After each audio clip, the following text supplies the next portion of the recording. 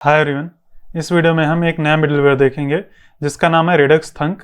थंक काफ़ी popular middleware है API से डेटा फेच करने के लिए। और जब हम रेडक्स थंक का यूज़ करके डेटा फेचिंग करते हैं तो हमारा यूआई लेयर के अंदर जो कोड होता है, यानी कि जो हमारे रिएक्ट कंपोनेंट के अंदर डेटा फेचिंग से रिलेटेड कोड होता है, वो काफ़ी ज़्यादा सिग्निफिकेंटली शॉर्ट हो जाता है।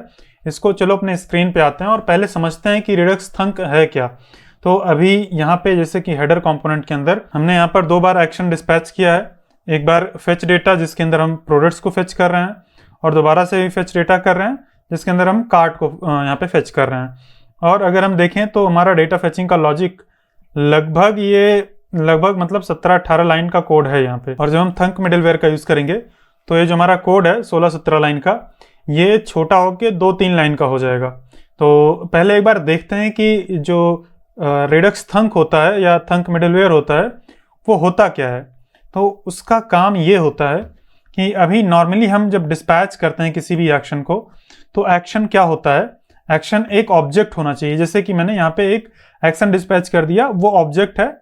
और अगर हम यहाँ पे अगर आके देखें अपने इस कोड के टर्मिनल में यहाँ पे, तो देखो ये एरर आ रही है, action may not have defined type property. तो ये बोल रहा है कि एक्शन के अंदर टाइप प्रॉपर्टी होनी चाहिए। अभी मैं यहाँ पे अगर टाइप प्रॉपर्टी डाल दूँ, टाइप कुछ भी डाल दूं, कोई दिक्कत नहीं है, एक्शन डिस्पैच हो जाएगा। लेकिन उसके अकॉर्डिंग हमारा कोई ना तो स्टेट चेंज होगा ना तो कोई डेटा फेच कर रहे हैं, बस सिंपली एक ऐसा एक्शन डिस्पैच हो जाएगा।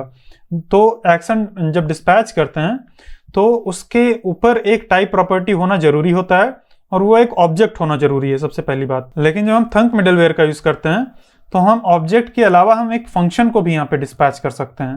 जैसे कि मैंने यहाँ पे कंसोल लॉग किया, यहाँ पे मतलब मैंने एक कॉलबैक फंक्शन पास करके, एरो फंक्शन पास करके कंसोल लॉग हाई डाल दिया। अभी अगर हम यहाँ पे आके देखेंगे तो देखो फिर से एरर आ गई। ये एरर क्या है, actions must be plain object. ये बोल रहा है कि एक्शन जो है वो प्लेन ऑब्जेक्ट होना चाहिए। Use custom middleware for async actions. तो बोल रहे हैं कि अगर तुम्हें ये फंक्शन को हैंडल करना है, अगर फंक्शन तुम्हें डिस्पैच करना है तो कस्टम मिडलवेयर यूज करो। तो इसको हैंडल करने के लिए अगर हम चाहें तो हम खुद से अपना एक मिडलवेयर बना सकते हैं।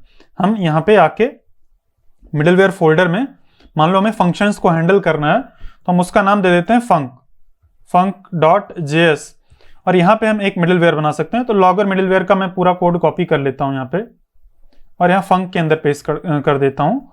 तो इसका सिग्नेचर ऐसे ही होता है, स्टोर नेक्स्ट एक्शन SNA, कुछ इस तरह से होता है। और सारा एरो से ये मतलब यहाँ पे एरो से एक एक फंक्शन को हम सेपरेट करेंगे यहाँ पे। और यहाँ पे अभी हमें पता है कि कोई भी एक्शन रिड्यूसर से जाने से पहले वो हमारे इसमें आएगा, कहाँ पे, हमारे इस पर्टिकुलर मिडलवेयर में आएगा। लेकिन मिडलवेयर में आने से पहले यहाँ पे कोई भी मिडलवेयर आए, मैं इसका नाम लॉगर से चेंज करके कर देता हूँ func, ये नाम मैंने कर दिया। अब मैं क्या करता हूँ, इसको पहले मुझे यहाँ पे मिडलवेयर में, यहाँ पे मैंने एपीआई मिडलवेयर लगाया है, इसके बाद मैं अपना फंक मिडलवेयर यहाँ पे लगा देता हूँ। ये लगा दिया हमने, तो ये मिडलवेयर चलेगा कोई भी एक्शन डिस्पैच होने से पहले। देखो कोई भी एरर आने से पहले, ये एरर आई बाद में, पहले हमारा ये एक्शन डिस्पैच हुआ। और ये देखो एक्शन, ये फंक्शन है। तो हम क्या कर सकते हैं, यहाँ पे हम ये एक्शन को आगे बढ़ाने से पहले यहाँ पे हम चेक कर सकते हैं type of action equal to, अगर फंक्शन है तो, अगर एक्शन जो डिस्पैच हुआ है वो फंक्शन है तो हम क्या करेंगे, एक्शन को कॉल कर देंगे। तो हम एक्शन को कॉल कर देंगे, और एक्शन को कॉल करने के बाद एल्स हम क्या करेंगे, एल्स जो हम पहले कर रहे थे वो कर देंगे। एल्स हम इस नेक्स्ट को कॉल कर देंगे एक्शन के साथ। ये अगर एक्शन नॉर्मल ऑब्जेक्ट है तो हम नेक्स्ट कॉल कर देंगे, इसको नेक्स्ट मिडलवेयर या नेक्स्ट रिड्यूसर जो भी होगा वहाँ पे पास कर देंगे। तो ये हम नेक्स्ट कॉल करेंगे। लेकिन अगर एक्शन फंक्शन है, जो कि इस केस में है, जो लास्ट वाला केस है, यहाँ पे एक्शन एक फंक्शन है, तो उस केस में हम इस फंक्शन को कॉल कर देंगे।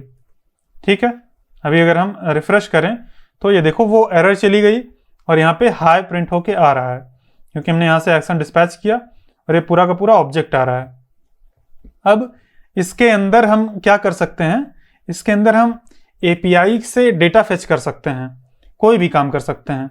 जैसे हम यहाँ पे कर रहे थे ना अपने कस्टम एपीआई मिडलवेयर में, ऐसे हम यहाँ पे डेटा फेच कर सकते हैं फेच का यूज़ करके। जैसे कि मैं एक काम करता हूँ, मैं ये पूरा फेच वाला कॉपी कर लेता हूँ और मैं यहाँ पे रख देता हूँ, और ये जो हमारा यूआरएल है, ये पूरा यूआरएल यहाँ से मिल जाएगा हमें। हाफ यूआरएल ये जो है बेस यूआरएल हो जाएगा, ये इतना यूआरएल हो गया। और फिर उसके बाद मान लो हमें प्रोडक्ट्स को या कार्ट आइटम्स को फेच करना है, तो हम यहाँ से फेच कर लेंगे कुछ इस तरह से। तो अब यहाँ पे डेटा आ गया। अब डेटा आने के बाद हमें डिस्पैच करना होगा, है ना। तो हम यहाँ पे डिस्पैच के अंदर डिस्पैच कर सकते हैं। डिस्पैच के अंदर हमने एक फंक्शन डाल दिया और उस फंक्शन के अंदर हमने डेटा फेच करवा लिया, और जब डेटा आ जाएगा तब उसके बाद हम अपना एक्शन जो भी होगा वो डिस्पैच कर सकते हैं।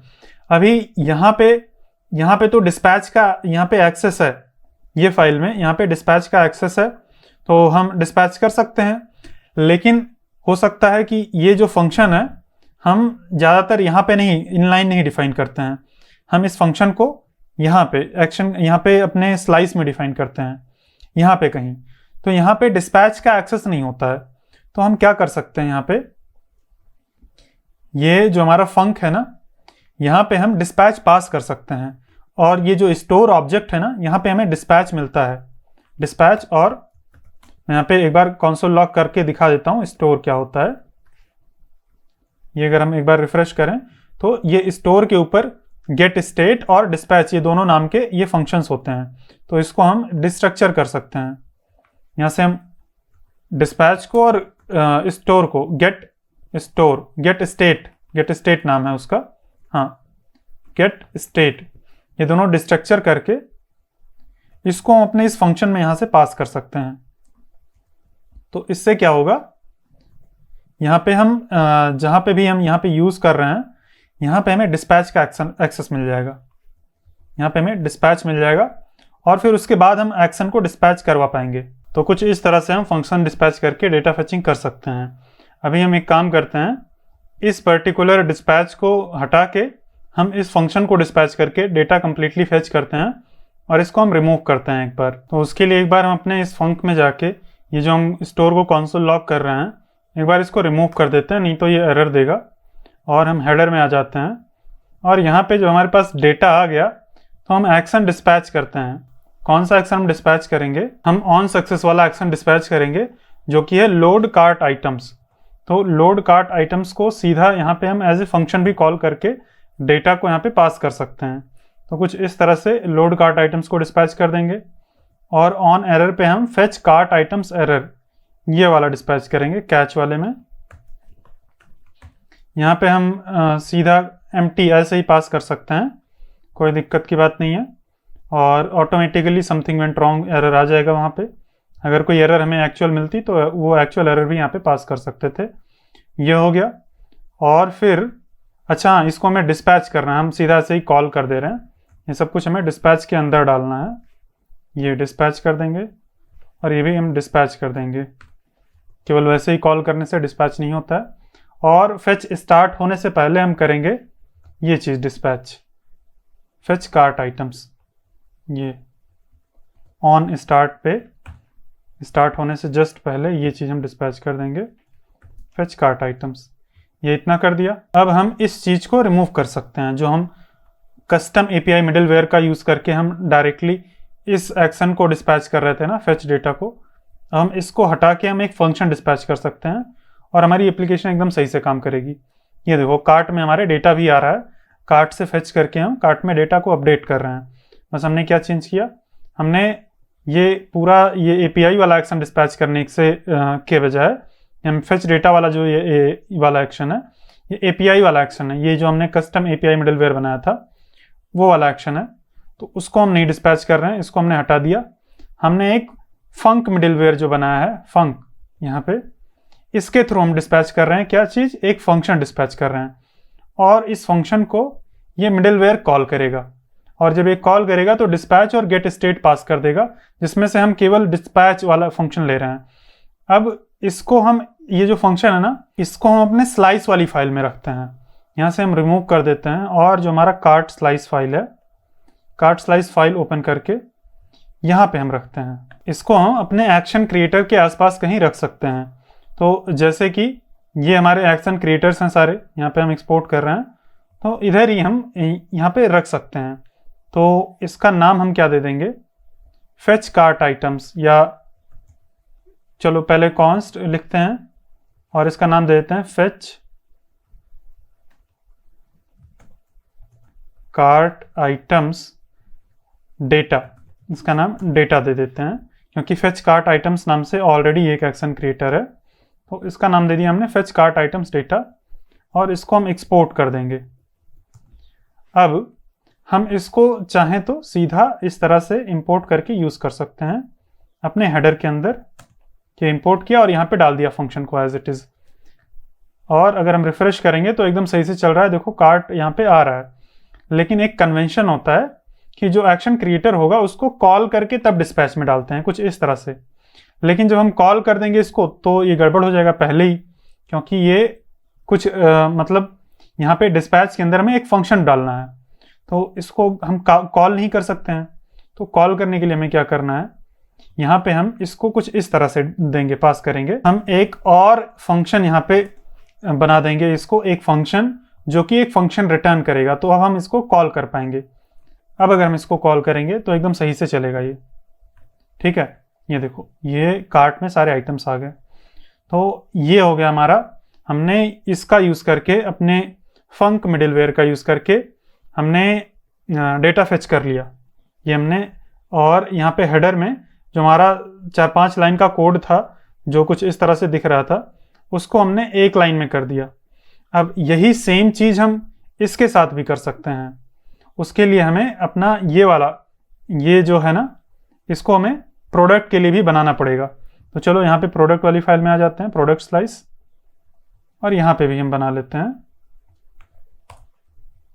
और इसका नाम दे देते हैं fetch products data. Fetch products data, और इसका यूआरएल हो जाएगा प्रोडक्ट्स। ये हो गया। और यहाँ पे ये जो एक्शन क्रिएटर है इसको थोड़ा नीचे कर देते हैं, क्योंकि वेरिएबल्स सारे हमारे यहाँ पे डिफाइंड हैं। यहाँ पे हम फेच प्रोडक्ट्स करेंगे सबसे पहले, ये फेच कार्ट आइटम के जगह पे फेच प्रोडक्ट्स, फिर अपडेट ऑल प्रोडक्ट्स। जो हमारा सक्सेस हो जाएगा तब ये हम अपडेट करेंगे, और जब एरर आ जाएगा तो हम ये चीज़ करेंगे। तो कुछ इस तरह से हम इसको अपने फेच प्रोडक्ट्स डेटा को यहाँ पे हम डिफाइन कर देंगे। तो अब हम इसको यहाँ पे यूज़ कर सकते हैं हेडर के अंदर। इसको मैं यहाँ से रिमूव कर देता हूँ। ये डिस्पैच के अंदर जो हम ये पूरा कर रहे थे ना, इसको रिमूव करके हम फेच प्रोडक्ट्स कर सकते हैं। इसको इंपोर्ट कर लेंगे, सेव कर देंगे। ये देखो, इतने लाइंस का कोड हमारा 2 लाइंस में हो गया। और यहाँ पे अगर हम आ जाएंगे तो प्रोडक्ट्स भी एकदम सही से लोड हो रहा है। अब इतना हमने कर लिया, और यहाँ से हम इन सारी चीज़ों को हम रिमूव भी कर सकते हैं। ये और ये फेच कार्ट आइटम्स यहाँ पे यूज़ हो रहा है। तो बाकी सारे जो एक्शन क्रिएटर्स थे ना, उनको हम यहाँ से रिमूव कर सकते हैं, उनके इंपोर्ट की ज़रूरत नहीं है। ये हमने रिमूव कर दिया, ये रिमूव कर दिया, और यहाँ पे ज़रूरत नहीं है तो हम यहाँ से एक्सपोर्ट भी नहीं करते हैं, यहाँ से हम रिमूव कर सकते हैं। अगर ज़रूरत पड़ेगी तो एक्सपोर्ट कर देंगे, नहीं तो हम यहाँ से रिमूव कर देते हैं। ये तीनों चीज़ें जो भी डेटा फेचिंग से रिलेटेड थी ना, तीनों चीज़ें, उसको हम रिमूव कर सकते हैं आराम से। ये फेच वाला था, यहाँ पे हम ये तीनों हम रिमूव कर सकते हैं। ये हम पूरी की पूरी लाइन यहाँ से रिमूव कर सकते हैं। ये देखो, यहाँ पे मतलब 1 मिनट, एकदम से नहीं रिमूव कर सकते हैं, यहाँ से एक्सपोर्ट हटाना पड़ेगा। एक्सपोर्ट मतलब क्योंकि हम यहाँ पे तो यूज़ कर ही रहे हैं इधर अपनी इस फाइल में। तो एक बार अगर हम रिफ़्रेश करें तो ये एरर आ गई, क्योंकि हमने यहाँ से पूरा का पूरा रिमूव कर दिया ना, जबकि हम यहाँ पे यूज़ कर रहे हैं उसको ऊपर। तो हमें इसको यहाँ पे ना रख के, हमें इसको एक्सपोर्ट ना करके हम अलग से इसको रख सकते हैं, ताकि हमें एक्सपोर्ट ना करना पड़े। कॉन्स्ट हम अलग से इसको डिस्ट्रक्चर कर सकते हैं। हम उन चीज़ों को नहीं एक्सपोर्ट करते हैं जिसकी ज़रूरत हमें ना हो ज़्यादा, ताकि हमारा जो ग्लोबल स्कोप है उसमें फालतू के कोई एक्शंस ना कॉल हो जाएं, है ना। अब इसकी हमें, इन तीनों की हमें बाहर ज़रूरत नहीं, हमें इसी फाइल में ज़रूरत है, तो हम इसी फाइल में रखेंगे। बाकी जिसको एक्सपोर्ट करने की ज़रूरत है उसको एक्सपोर्ट कर दिया है। अभी अगर हम रिफ्रेश करेंगे तो एकदम सही से चल रहा है, सब कुछ बढ़िया, एकदम मस्त काम कर रहा है। तो सही है, कुछ इस तरह से हम फेच कर सकते हैं एक फंक मिडिलवेयर बना के। अब इसमें थंक का क्या काम है, थंक कहाँ पे आया? तो यही थंक है। जब हम अपने देखो थंक क्या होता है, फंक्शंस डिस्पैच करने की फंक्शनैलिटी देता है। तो हमने तो ये खुद से ही बना लिया, तो थंक की क्या जरूरत है? तो हाँ, मतलब अगर आप चाहें तो खुद से बना सकते हैं, थंक की जरूरत नहीं है। लेकिन ये जो थंक है बाय डिफॉल्ट इसमें मिलता है। अभी जब हमने एपीआई मिडिलवेयर यहाँ पे लगाया था तो एरर आ रही थी, लेकिन अगर हम अभी एपीआई मिडिलवेयर को नहीं यूज कर रहे हैं, एपीआई मिडिल को हमने जहाँ भी डिस्पैच किया था उसको तो हमने हटा दिया, हमने ये एपीआई मिडिलवेयर को इस फेच डेटा के थ्रू यूज किया था, तो इस फेच डेटा को हमने तो हटा दिया, एकदम से रिमूव कर दिया, यूज ही नहीं कर रहे हैं। तो अब अगर हम यहाँ से रिमूव कर दें एपीआई मिडिलवेयर को तो भी कोई दिक्कत नहीं होगी। ये देखो एकदम सही से चल रहा है, सब कुछ डेटा फेच हो रहा है इसके लिए, क्योंकि हम फंक मिडिलवेयर का यूज कर रहे हैं। अगर हम फंक को भी हटा दें, पूरे के पूरे मिडिलवेयर को हटा दें एकदम से, तो भी देखो ये चल रहा है। ये क्या हुआ? तो बाय डिफॉल्ट ये जो फंक नाम का मिडिलवेयर जो हमने खुद से क्रिएट किया है, ये बाय डिफॉल्ट रेडक्स टूलकिट के साथ आता है और उसको हम बोलते हैं थंक मिडिलवेयर। अब थंक का मीनिंग क्या होता है? थंक का मीनिंग होता है, प्रोग्रामिंग के टर्म में होता है थंक का मीनिंग कि something which can do delayed task. अगर हम थंक मीनिंग सर्च करें, थंक मीनिंग इन प्रोग्रामिंग, अगर हम ये सर्च करते हैं तो क्या आएगा? A piece of code that does some delayed work. तो ऐसा पीस ऑफ कोड जो कि कुछ डिलेड वर्क करे, मतलब इमीडिएटली काम ना करे, कुछ देर बाद काम करे। तो थंक का भी काम वही होता है। हमने ये फंक्शंस को डिस्पैच किया यहाँ से, और ये फंक्शंस कुछ डिलेड वर्क करेंगे, डेटा को फेच करेंगे, फिर स्टोर को अपडेट करेंगे। तो यही होता है थंक। थंक क्या करता है? थंक एक ऐसा मिडिलवेयर है जिसको जो हम अपने रेडक्स एप्लीकेशन में लगाते हैं तो वो हमें एक फंक्शन डिस्पैच करने की सहूलियत देता है। और जब हम रेडक्स टूलकिट यूज करते हैं तो हमें उसको लगाने की भी जरूरत नहीं है, बाय डिफॉल्ट वो आता है। अब मान लो कि हमें कोई मिडिलवेयर यूज करना है, जैसे कि अभी हम यहाँ पे जब कुछ भी नहीं एकदम से कमेंट करके हटा देते हैं, तब तो ये थंक मिडिलवेयर हमारा काम करता है। अभी हम इस फंक मिडिलवेयर का यूज नहीं कर रहे हैं, अभी हमारा थंक चल रहा है, जो एक्चुअल थंक है जो रेडक्स टूलकिट के साथ आता है वो चल रहा है, काम कर रहा है। लेकिन जब हम मान लो एपीआई मिडिलवेयर यहाँ पे लगा देते हैं, ये वाला, या एम्प्टी एरे भी अगर हम यहाँ पे रख दें, तो ये देखना एरर आ जाएगी। ये अभी यहाँ पे ये एरर आ रहा है कि actions must be plain object. ये क्यों हुआ? क्योंकि जो डिफॉल्ट मिडिलवेयर था हमारे रेडक्स स्टोर के अंदर, जो हमने रेडक्स टूलकिट का कॉन्फ़िगर स्टोर यूज करके क्रिएट किया था, वो ओवरराइट हो जाता है, ओवरराइट होके एम्प्टी एरे हो गया। अगर हमें चाहिए कि हम अपना खुद का भी मिडिलवेयर रख सकें और जो डिफॉल्ट मिडिलवेयर था वो भी आ सके, फॉर एग्जांपल मान लो हमें कि एपीआई मिडिलवेयर हमें कहीं चाहिए, तो मिडिलवेयर एपीआई मिडिलवेयर कुछ इस तरह से देंगे, ये दे दिया। अब हमारा ये थंक जो बाय डिफॉल्ट था, जो कि एकदम कुछ भी नहीं था, तो काम कर रहा था हमारा थंक मिडिलवेयर। देखो एक थंक मिडिलवेयर काम कर रहा है, लेकिन जैसे हमने एपीआई मिडिलवेयर दिया, इसको काम करना बंद कर दिया, क्योंकि ओवरराइट हो गया, वो ओवरराइट होके रिमूव हो गया। तो अब हम इस तरह, इस केस में हम क्या कर सकते हैं, मान लो हमें अपना खुद का भी मिडिलवेयर चाहिए और जो यहाँ पे डिफॉल्ट मिडिलवेयर है वो भी चाहिए, तो उसके लिए हम क्या कर सकते हैं, यहाँ पे एक कॉलबैक फंक्शन पास करेंगे।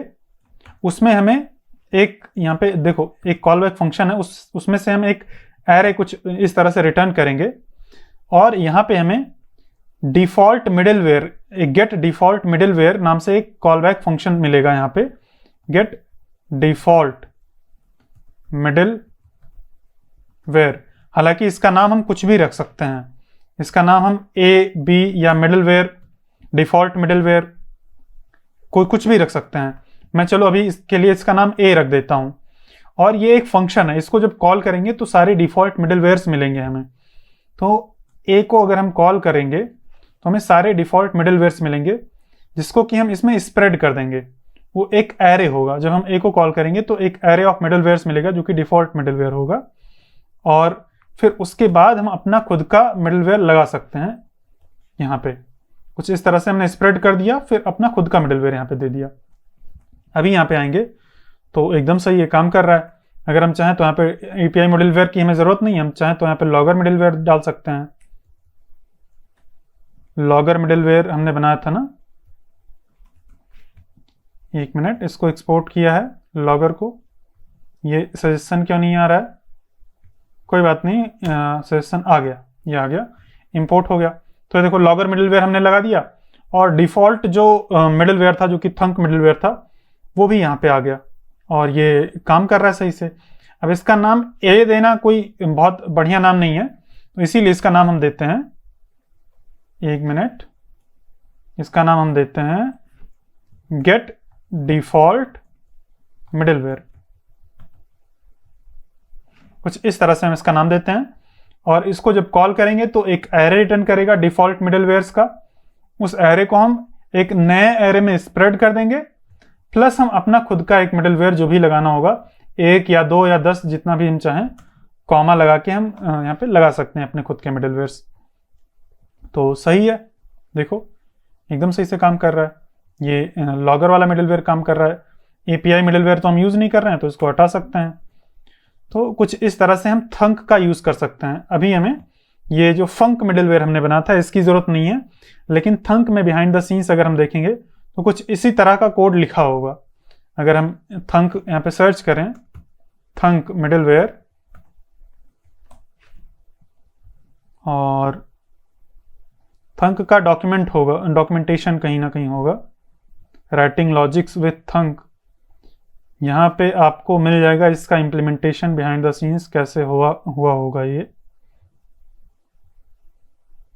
ये देखो कुछ इस तरह से है, रिडक्स थंक इम्प्लीमेंटेशन। देखो रिडक्स थंक कैसे बना है। तो जैसे अगर हम ये अपना फंक मिडलवेयर देखें एक बार, इसको फॉर्मेट कर दें थोड़ा सा, तो देखो ये डिस्पैच, गेट स्टेट, ये दोनों को डिस्ट्रक्चर कर लिया, फिर नेक्स्ट है, फिर एक्शन है, ये देखो एक्शन है, नेक्स्ट है, फिर इफ टाइप ऑफ एक्शन, अगर एक्शन का टाइप फंक्शन है तो फंक्शन को कॉल कर दो, एल्स हमने इफ एल्स लगा के कर दिया, यहाँ पे रिटर्न करके और बाहर कर दिए हैं।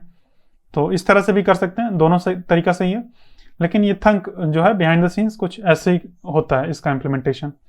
तो ये भी मैंने दिखा दिया इसके डॉक्यूमेंटेशन में, रिडक्स के डॉक्यूमेंटेशन में। तो सही है, ये काफ़ी अच्छा तरीका है और इसको हम बहुत ही ज़्यादा यूज़ करते हैं। यहाँ पे इससे क्या होता है कि हमारा जो डेटा फेचिंग का लॉजिक होता है वो हमारे स्लाइस के अंदर ही रहता है, हम यहाँ पे रख के और फिर डेटा को फेच करते हैं। लेकिन आज के टाइम में जब हम रिडक्स टूलकिट यूज़ करते हैं तो हम डायरेक्टली इस तरह से फंक्शंस नहीं क्रिएट करते हैं। हमें एक क्रिएट एसिंक थंक नाम का फंक्शन रिडक्स टूलकिट से मिलता है, उसका यूज़ करके क्रिएट करते हैं। तो हमारी चीज़ें थोड़ी सी और ईजी हो जाती हैं, जिसको कि हम आने वाले वीडियो में देखेंगे। तो मैं उम्मीद करता हूँ आपको थंक मिडलवेयर समझ में आ गया होगा कि क्या होता है। थंक मिडलवेयर ऐसा मिडलवेयर होता है जो कि हमें अलाउ करता है कि हम एक फंक्शन को डिस्पैच कर सकें अपने रिडक्स स्टोर में, और उसको वो हैंडल कर लेगा, कॉल कर लेगा बिहाइंड द सीन्स, और फिर उसके अंदर जो भी लॉजिक होगा वो परफॉर्म होके, जैसे कि इसके अंदर हमने जो भी लॉजिक दिया है वो परफॉर्म होगा, यहाँ पे फेच होगा, फिर उसके बाद डिस्पैच होगा।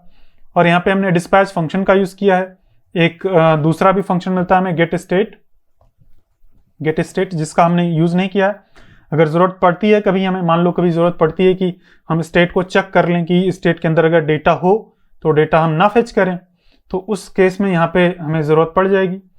तो उस केस में हम गेट स्टेट को यूज़ कर लेंगे, नहीं तो हमें यूज़ करने की ज़रूरत नहीं है। यहाँ पे इस केस में हम सीधा डिस्पैच कर देते हैं और हमारा स्टोर अपडेट हो जाता है जब भी डेटा आएगा उसके बाद में। तो इसको हम डायरेक्टली एक फंक्शन को नहीं एक्सपोर्ट करते हैं यहाँ से, हम एक मतलब ऐसा फंक्शन जो कि दूसरा फंक्शन रिटर्न करे, कुछ इस तरह से एक्सपोर्ट करते हैं ताकि जो एक्शन क्रिएटर्स का कन्वेंशन है वो मेंटेन रहे।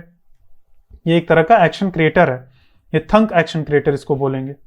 हम यहाँ पे इसको कमेंट करके लिख सकते हैं, थंक एक्शन क्रिएटर। क्योंकि हम एक्शंस को ही डिस्पैच करते हैं, है ना, यहाँ पे एक्शन को ही डिस्पैच करते हैं। तो ये एक थंक एक्शन क्रिएटर है, ये तुरंत ही स्टेट को नहीं अपडेट करेगा, ये एक फंक्शन रिटर्न करेगा, फिर इसके बाद वो फंक्शन जब चलेगा तो डेटा फेच करेगा, जब डेटा आ जाएगा तब वहां से डिस्पैच होगा एक दूसरा एक्शन। तो यहाँ पे हमने एक एक्शन डिस्पैच किया और ये दो एक्शन डिस्पैच हो जाएगा। यहाँ पे फिर से ये एक्शन डिस्पैच होगा, एक तो लोडिंग वाला और एक ये वाला एक्शन डिस्पैच होगा। तो कुछ इस तरह से काम करता है। मैं उम्मीद करता हूँ कि आपको ये थंक अच्छे से समझ में आ गया होगा क्या होता है। अगर आपका कोई भी डाउट या कोई भी क्वेश्चन है तो आप कमेंट्स में पूछ सकते हैं। मिलते हैं हम लोग नेक्स्ट वीडियो में, तब तक के लिए बाय बाय।